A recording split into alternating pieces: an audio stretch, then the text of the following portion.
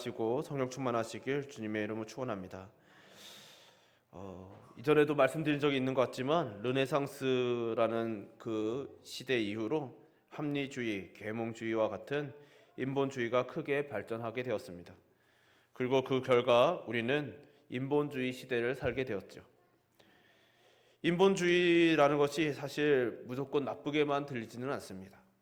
그런데 그 인본주의라는 것의 그 근본적인 위험은 하나님이라는 것을 없애고 하나님 없이 살 수 있는 세상을 만드는 것에 있다는 것이 문제인 것이죠. 인본주의자들 중 어떤 이들은 어쩌면 많은 이들이 이런 생각을 한다고 합니다. 인간의 이성이 발달하고 합리성이 발달하고 윤리가 발달하면서 사회제도가 완성되어 갈수록 종교라는 미신은 점차 사라질 것이다. 마침내 종교가 사라지고 이성으로 움직이는 세상을 만드는 것이 인본주의자들의 꿈이라는 것이죠. 오늘날 우리 주변을 둘러보면 정말 그러한가 싶을 정도로 교회뿐만이 아니죠.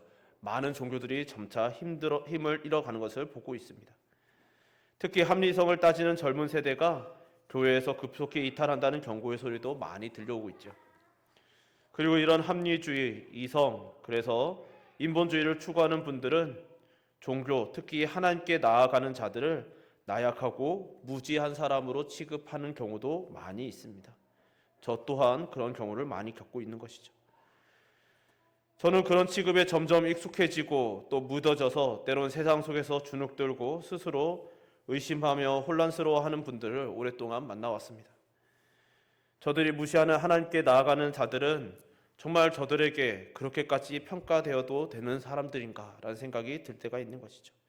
몰라서 말하기에도 그렇지만은 너무나 때로는 마음이 어려운 것이죠. 그래서 그렇게 흔들리는 분들을 볼 때마다 매뉴얼이 있었으면 좋겠다라고 생각할 때도 있었습니다. 매뉴얼이 있어서 그 매뉴얼을 따르기만 해도 흔들리지 않고 마음에 상처받지 않고 신앙생활 잘 할 수 있었으면 좋겠다라는 생각이 들었던 것이죠. 물론 현실적으로 모든 상황에 맞는 매뉴얼을 만들 수는 없지만 부당한 상황에 흔들리지 않을 수 있는 믿음에 대해서 오늘 본문을 중심으로 우리가 함께 되새겨 보기를 소망합니다. 몇 년 전 사역 중에 자신의 자녀를 위해 오랫동안 기도했는데 끝내 좌절을 경험하셨던 어떤 성도님을 만나보았습니다. 그분은 스치듯 지나가던 저의 눈에 울 것만 같은 표정으로 애써 웃고 계시는 것이 보였습니다. 누가 봐도 마음이 괴롭고 슬플 만한 그런 상황이었는데도 그분은 위로하고자 하는 주변 사람들의 모든 위로에 이렇게 답하시는 것이죠. 괜찮습니다. 저보다 더 괴롭고 고통스러운 분들이 더 많을 텐데요. 이럴 때도 기뻐하며 감사해야 하는 거잖아요. 그분은 하나님 앞에서 긍정적인 자세를 가지기 힘든 자신의 상태에 죄책감을 느끼고 있는 것처럼 보였습니다. 그래서 저는 그분께 그런 말씀을 드렸죠. 힘든 건 힘든 겁니다. 아버지께 울며 힘들다고 하소연하셔도 됩니다. 그 말에 억누르고 있던 눈물이 쏟아지는 것을 보았습니다. 우리 하나님께 나아가는 자들은 간혹 큰 딜레마에 빠지죠. 이상적인 믿음의 자세가 나에게 충만하지 않다는 것을 절감할 때입니다. 하나님의 말씀이 믿어지지 않습니다. 하나님이 계신 건 믿어지는데 많고 많은 사람 중에 극히 모자른 나에게 관심을 가져주시고 도와주실런지 확신이 생기지 않고 이것이 또한 의심이라는 것을 알기에 또 괴롭습니다. 성경은 믿음을 격려하면서 의심을 꾸짖고 있는 말씀이 있기 때문인 것이죠. 그 대표적인 본문 중에 하나가 바로 오늘 말씀입니다. 오늘 본문을 통해 우리는 믿음과 의심 그리고 불신에 대해서 상고해 보기를 소망합니다. 먼저 믿음과 의심의 관계에 대해서 우리가 생각했으면 좋겠습니다. 오늘 본문 6절은 이렇게 시작하지요. 믿음이 없이는 하나님을 기쁘시게 하지 못하나니 하나님께 나아가는 자는 반드시 그가 계신 것과 또한 그가 자기를 찾는 자들에게 상 주시는 이심을 믿어야 할지니라. 하나님 앞에 나오는 사람은 하나님께서 계신 것과 또 그분에게 나오는 사람에게 복 주시는 분이심을 믿어야 한다고 말씀하고 있는 것이죠. 그리고 그 전제로서 믿음이 없으면 하나님을 기쁘시게 하지 못한다라고 말씀하고 있습니다. 그러면 이때 믿음이 없다는 것은 무엇일까요? 우리는 사실 이 믿음이 없다는 상태에 대해서 흔히 의심하는 상태라고 생각하곤 합니다. 야고보서 1장 6절에서 8절을 보면 믿음이 굉장히 중요하니 아무것도 의심하지 말고 기도하라라는 말씀이 있습니다. 그러면서 이어지는 말씀에 의심하는 자는 바람이 세게 쳐서 흔들리는 물결처럼 그런 마음의 상태를 가진 사람이고, 그런 사람은 구애도 받지 못하고 또 그 마음이 불안정한 두 마음을 품은 사람이라는 경고가 있죠.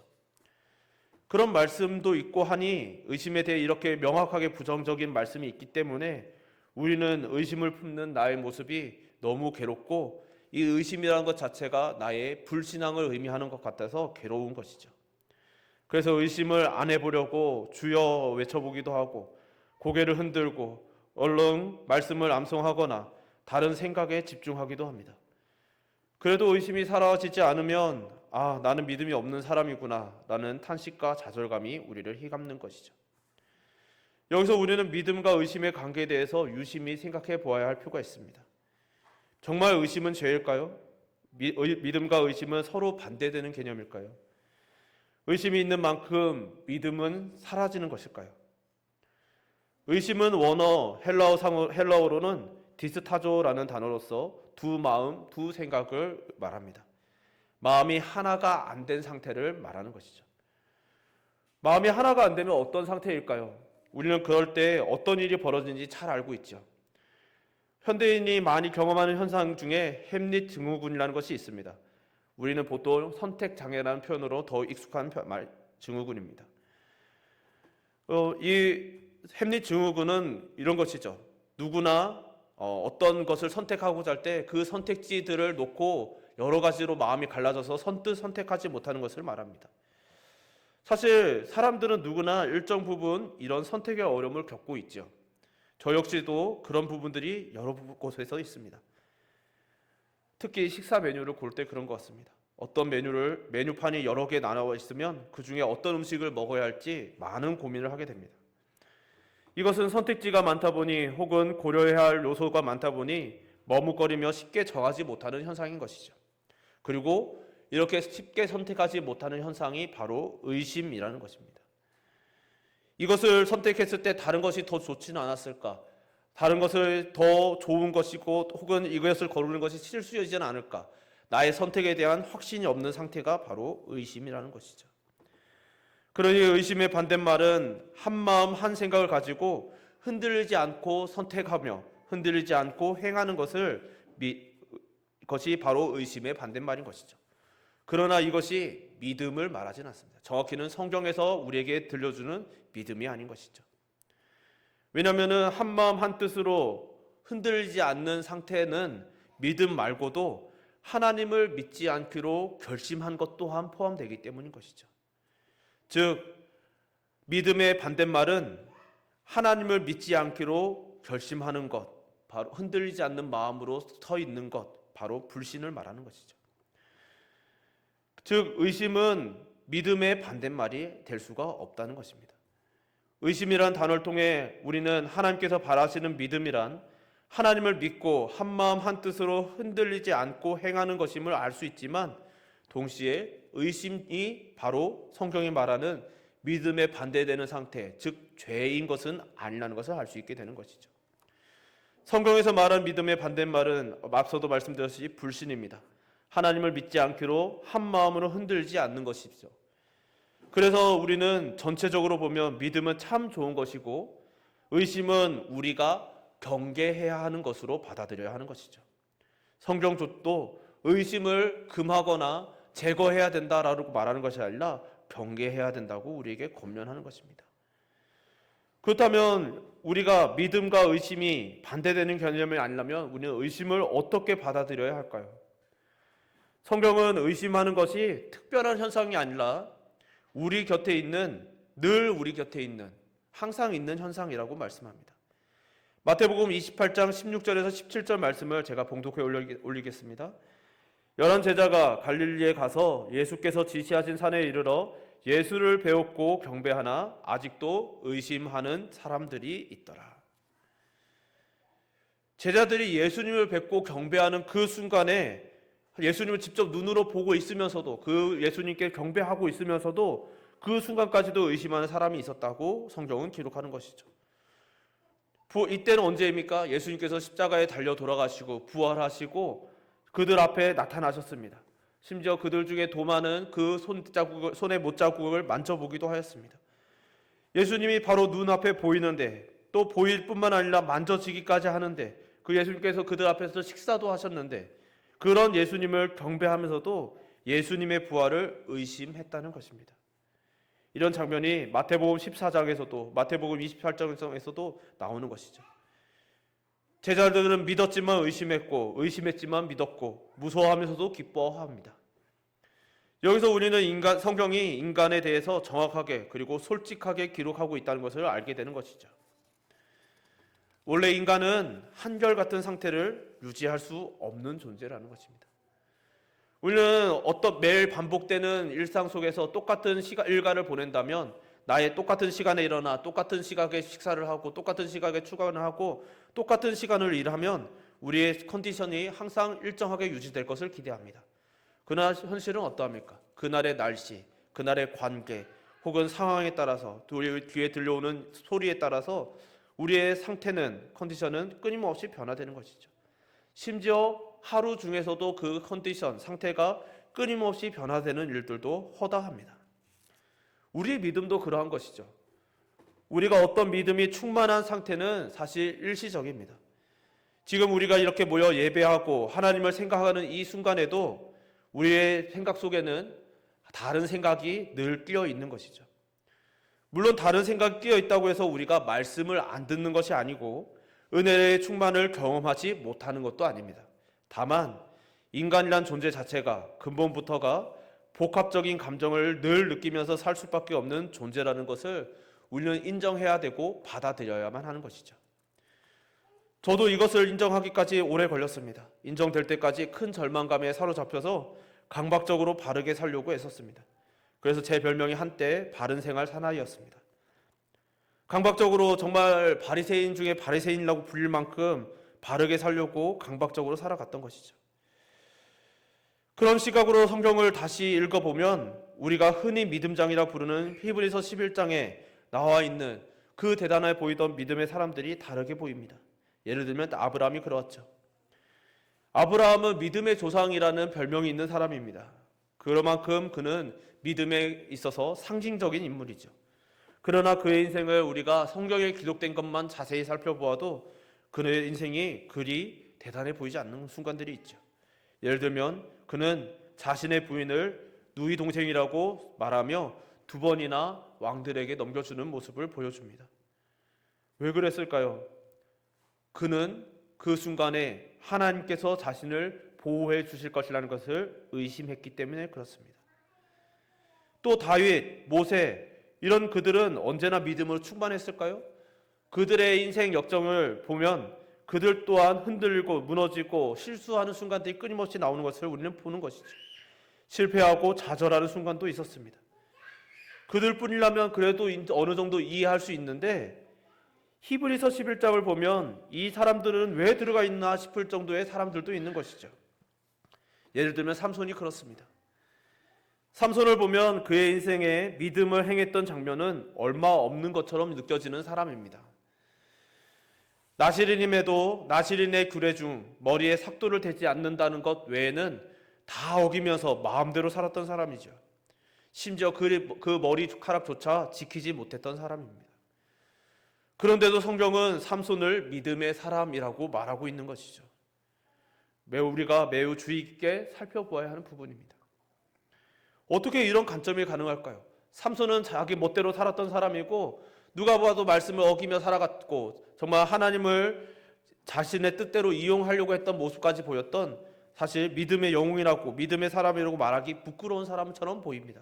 그러나 성경은 그를 믿음의 사람이라고 말하고 있습니다. 성경은 믿음에 대해 믿음의 정의로서의 단어와 신앙의 상태로서의 표현을 구분하고 있기 때문에 나오는 일인 것이죠. 우리가 믿음이라는 단어 자체는 우리가 대체로 다 알고 있죠. 그래서 우리가 신앙의 상태적인 면에서의 믿음을 좀 더 살펴보길 원하는데, 우리의 신앙의 상태로서의 믿음을 살펴보면 우리가 아는 믿음과 의심이 동시에 있다는 것을 우리는 발견하게 되는 것이죠. 그리고 이것이 바로 우리 신앙의 본질적인 상태입니다. 그래서 신앙의 상태는 믿음과 의심이 공존합니다. 그리고 어떨 때는 이 의심이 우리에게 필요하거나 유익하기도 하죠. 왜냐하면 우리는 하나님께서는 우리의 이해의 한계, 인식의 한계, 경험의 한계를 초월하시는 분이기 때문에 그렇습니다. 여러분, 인간들은 자신들의 이해와 경험과 인식의 한계를 초월하는 어떤 일을 경험하거나 직면할 때 어떻게 반응하는지 아십니까? 얼마 전 여러 학자들이 역사적인 사건들을 놓고 이야기들을 나눈 것을 보았습니다. 그때 그들이 공감하는 한 대목들을 보았는데 바로 인간들은 자신들이 이해할 수 없는 자신들의 이해와 인식을 아득히 초월하는 것을 직면하면 눈앞에 보이는데도 의심하고 거절하고 적대시하는 경향이 있다는 것입니다. 그런 모습들이 역사 속에서 반복되어 나타났다는 것이죠. 그러니 인간을 초월하신 하나님에 대해서 인간이 전적으로 믿음의 상태를 유지한다는 것은 애초에 불가능한 것이죠. 그래서 우리는 믿고 하나님을 경험하여서 믿게 되었는데도, 믿음이 생겼는데도 우리 마음 한켠에 의심이 생기는 것입니다. 왜요? 이해를 못하겠으니까요. 여러분, 지금까지 살아오시면서 신앙의 연수들이 오래되신 분들이 대부분인데, 여러분, 우리가 신앙의 연수가 돼서 성경을 지금까지 얼마나 많이 읽었습니까? 성경 읽을 때마다 그 성경이 지금까지 많이 읽었기 때문에 다 이해가 되십니까? 저는 목사로서 살아가고 신학을 하고 목사를 살아가면서 말씀을 수도 없이 읽지만 읽을 때마다 매년 혹은 매 순간 같은 말씀을 읽고 또 읽었음에도 불구하고 새로운 것이 깨달아지는 순간들이 너무나 많습니다. 아직도 성경을 다 알았다라고 절대로 말할 수 없는 상태가 저에게 아직도 계속 유지되고 있는 것이죠. 그것이 어떨 때는 제가 공부가 모자른 것 같아서 너무나 부끄럽고 창피하였지만 이제는 아는 것이죠. 인간의 한계를 가진 저 자신이 성경을 온전히 100% 이해한다는 것은 처음부터 불가능한 것이었고, 때를 따라 저에게 필요하고 우리에게 필요한 말씀을 필요한 만큼 우리에게 열어주시며 깨닫게 해주시는 것임을 인정하게 된 것이죠.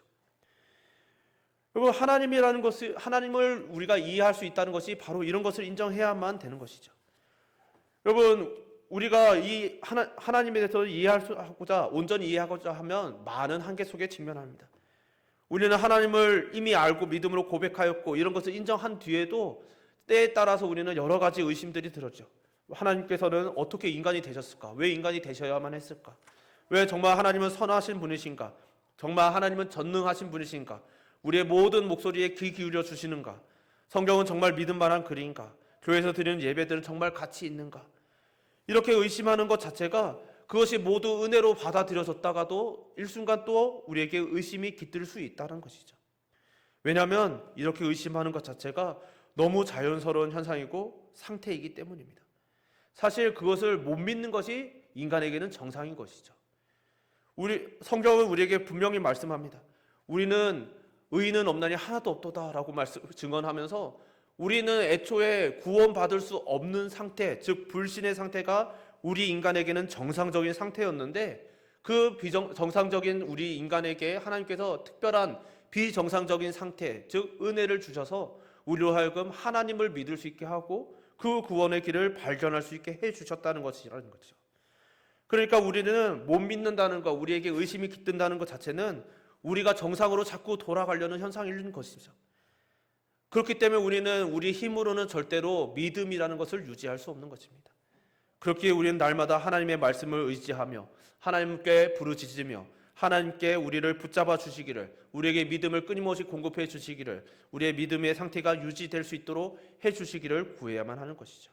간절히 바라게 이 자리에 있는 저와 여러분 우리 모두가 이런 지혜를 얻고 하나님 아버지의 말씀에 의지하여 믿음을 지키시는 성도님들 되시기를 주님의 이름으로 축원합니다. 그래서 이런 의심이라는 것이 그리고 때로는 우리에게 유익이 되기도 하죠. 여러분, 의심이 유익이 된다는 것이 또 한편으로는 우리에게 의아할 것합니다.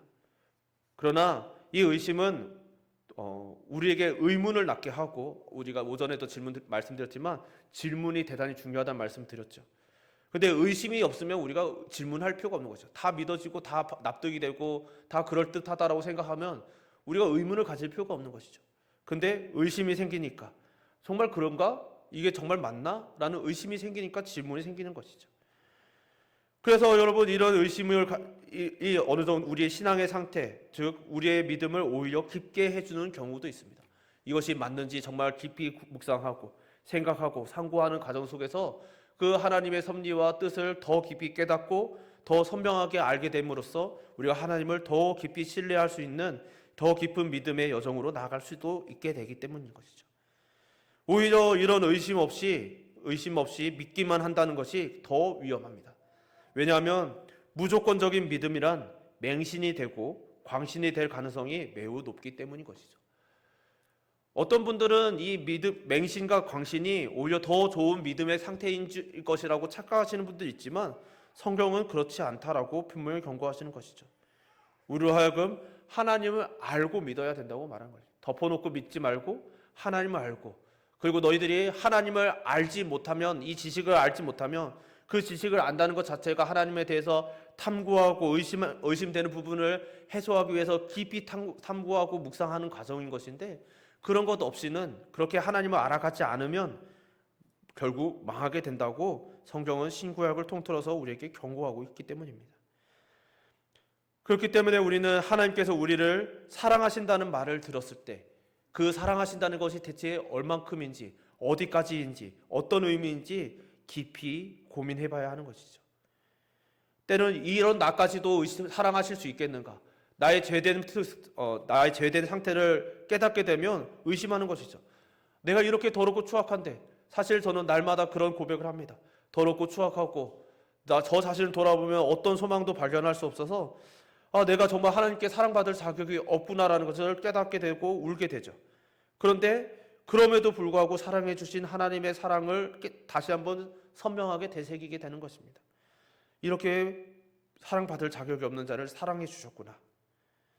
그런 의심의 단계, 나에 대한 죄에 대한 직면과 그리고 나를 향한 하나님의 사랑을 의심하는 그 모든 단계를 거쳐서 깨닫게 된 하나님의 사랑은 그냥 나를 사랑하시는 것이 아니라 정말로 진짜로 너무너무 사랑해 주시는 분이시라는 것을 우리는 의심의 단계를 거쳐서 하게 되는 것이죠.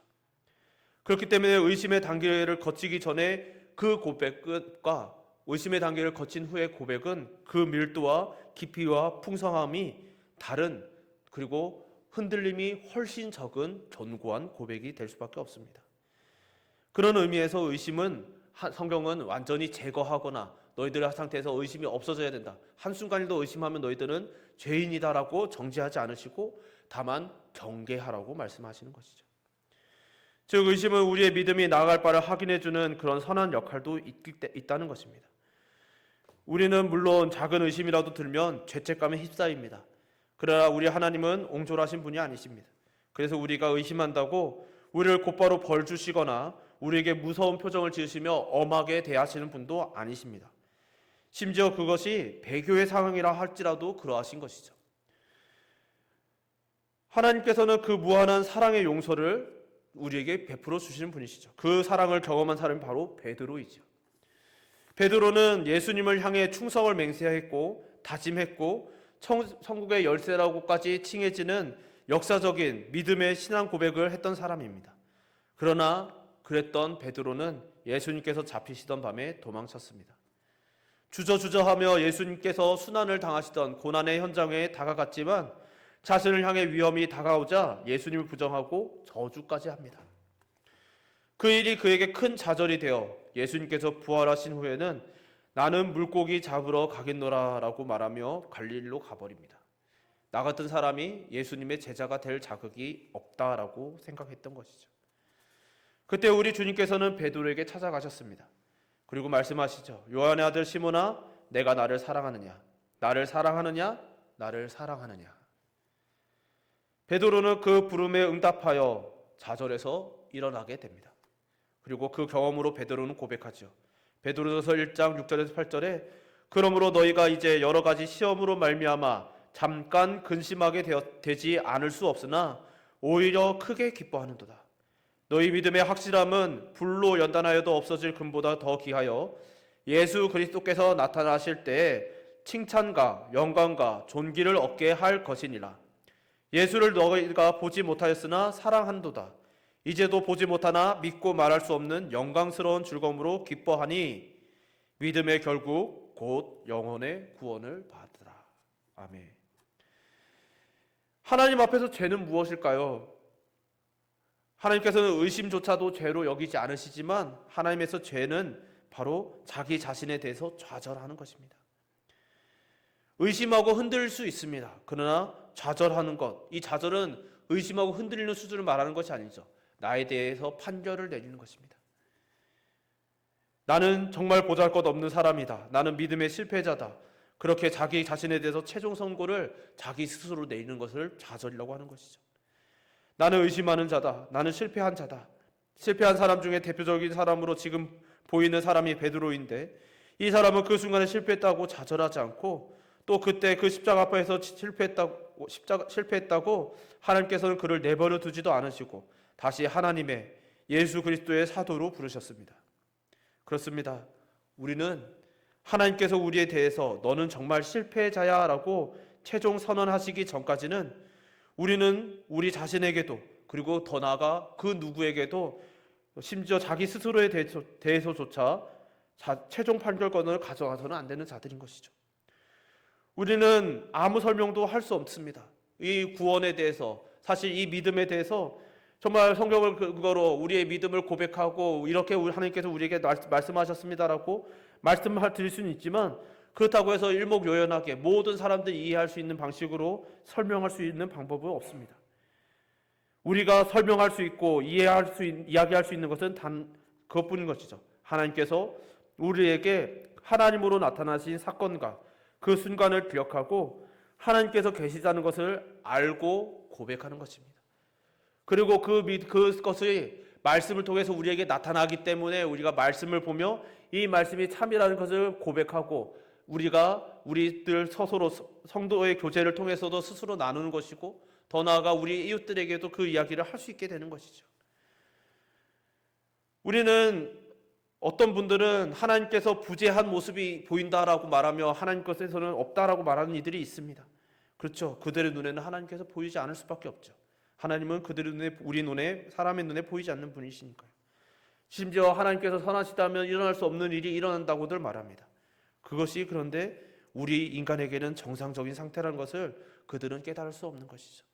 아무리 설명해도 이해할 수 없습니다. 오직 그들이 하나님을 만나고 경험해야만 그들이 만날 수 있는 것이죠.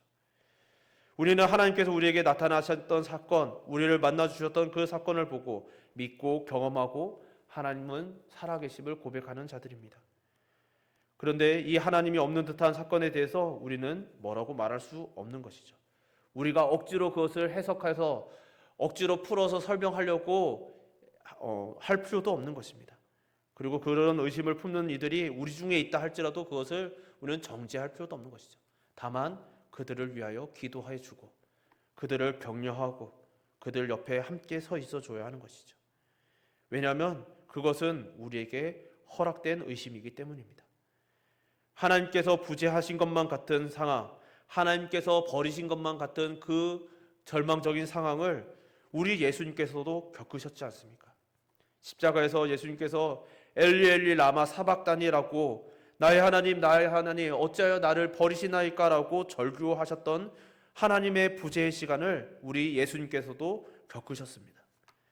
그래서 우리는 하나님은 의심하지 않고 믿을 때 그것을 인정해 주시고 칭찬해 주시지만, 의심한다고 해서 우리가 죄인이라고 처벌하지 않으실 뿐만 아니라 우리 의심하는 우리에게 끊임없이 계속 찾아오셔서 우리에게 용기와 믿음을 주시는 분이심을 믿으시고 위로와 용기를 얻으시며 담대하게 살아가시기를 주님 이름으로 축원합니다.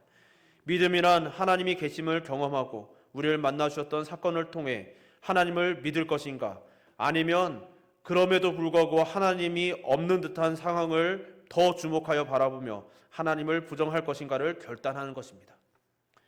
그렇게 히브리서 기자는 하나님 앞에서 좌절해도 포기해서도 납득할 수 있을 것 같았던 이들이 끝내 포기하지 않고 심지어 마지막에는 하나님을 믿기로 결단한 이들, 그런 이들을 믿음의 사람이라고 말한 것이죠.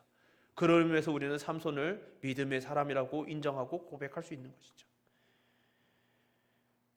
그리고 그것을 히브리서 기자는 당대에 앞서 오전에도 말씀드렸듯이 곧 박해를 직면하여서 신앙을 버리고 유대교로 돌아가고자 하는 마음을 품은 그들에게, 그리고 오늘날 이 시대를 살아가는 우리에게도 전하고 있는 것입니다.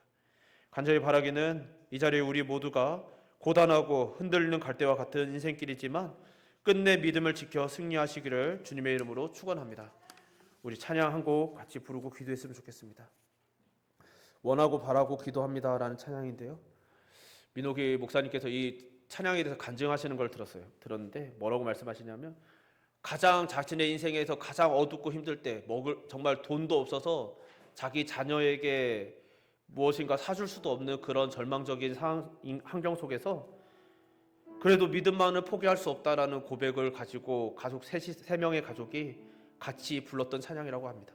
우리 또 그런 마음을 한번 헤아려 보며 우리의 믿음을 고백하는 마음으로 찬양했으면 좋겠습니다.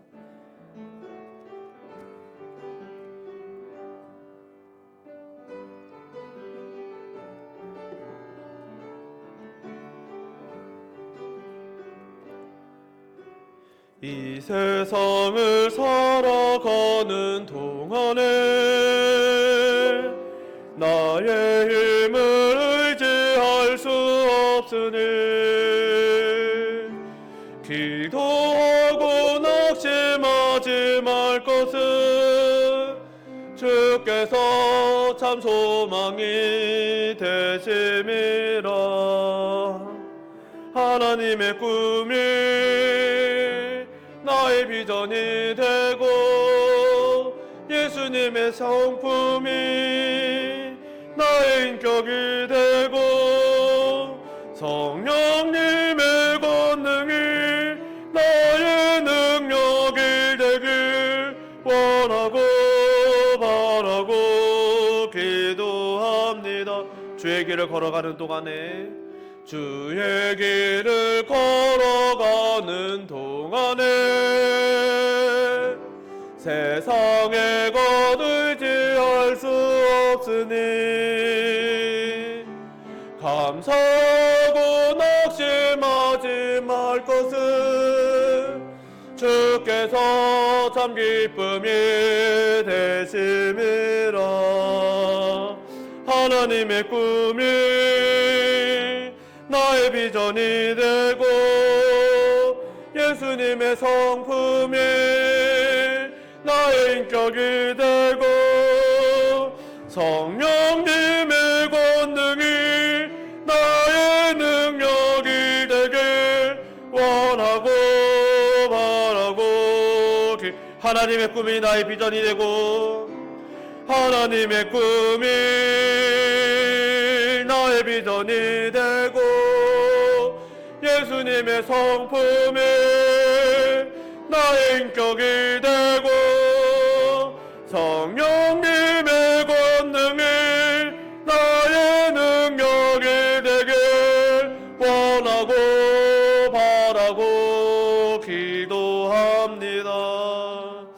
우리 지금 함께 기도합시다. 하나님, 정말 우리가 말씀을 거듭하여 확인하면 확인할수록, 묵상하면 묵상할수록, 알면 알수록 깨닫는 것은 나의 힘을 의지하여서 내가 스스로 믿음을 지킬 수 없다는 것입니다. 하나님, 우리가 원하고 바라고 기도하오니 우리의 믿음을 지켜주시옵소서. 우리의 믿음을 날이 갈수록 더욱더 견고하게 세워주시옵소서. 그리하여 우리들이 믿음의 사람이 되고 믿음의 공동체가 되어서 믿음을 정말 끊임없이 이어가는 그런 공동체가 되게 하여 달라고, 우리의 믿음을 위하여, 우리 은총 교회의 믿음의 공동체됨을 위하여 이제 함께 기도합시다. 주여, 삶을 걸어보사신 하나님 아버지, 오늘 이렇게 저희들이 정말 주의 말씀을 함께 들으며 주님의 말씀을 생각하게 하심을 감사드립니다. 주 하나님 아버지, 우리는 정말 끊임없이 너무나 명료하게 보이는 이 말씀조차도 주 하나님 아버지, 우리가 열심히 들고 때로 알지 못하고 깨닫지 못하여서 착각하고 혼란스럽고 또 하나님 아버지 이 자리에 흔들리기도 함을 고백합니다. 주 하나님 아버지, 우리는 이 세상 속에서 정말 자그마한 의심이 들어올 때 주 하나님 그 의심조차 우리는 용납할 수 없는 연약한 이들입니다.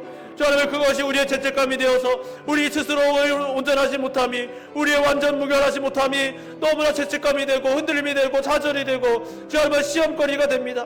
그러나 하나님 아버지께서는 오늘 말씀을 통하여 또 성경 전체를 통하여 우리에게 들려주시기를, 너희들은 언제나 스스로 믿음을 지킬 수 없는 자들이고 너희들의 상태는 원래 죄인인 것이 정상인 상태이고 너희들 스스로는 도무지 구원을 받을 수 없어서 내가 너희들에게 왔고 내가 너희들에게 이 말씀을 전해 주었고 기록해 주었고 선물로 주었으니 너희들은 너희 말씀을 끊임없이 상고하고 묵상하며 이 말씀을 되새김으로 너희 흔들리는 믿음을 잡아라. 그 의심을 경계하며 의심이 불신으로 나가지 아니하고 믿음으로 돌이키도록, 믿음으로 나아가도록 너희들이 늘 경계하며 말씀을 의지하여라. 우리에게 들려주신 그 말씀들을 우리들이 기억하며 의지하며 원하고 바라고 기도하오니 주 하나님, 우리들이 정말로 이 믿음을 지키게 하여 주옵소서.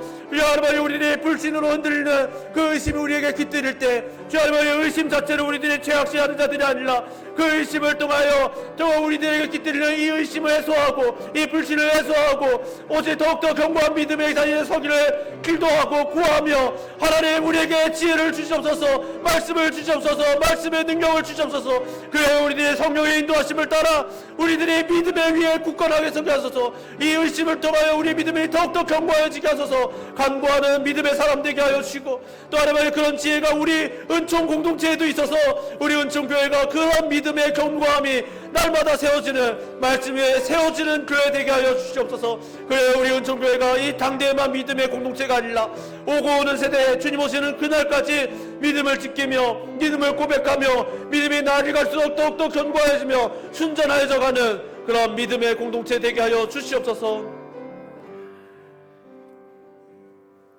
사랑하신 하나님 아버지, 오늘 우리가 이 시간 함께 간절히 원하고 바라며 기도하였사오니 우리의 기도를 들으사 우리의 마음과 생각을 지켜주시고 우리의 흔들리는 믿음, 우리에게 정말 깃드는 의심이 불신으로 이어지는 것이 아니라 믿음으로 이어져 견고한 믿음 위에 설 수 있는 은혜를 더하여 주시옵소서.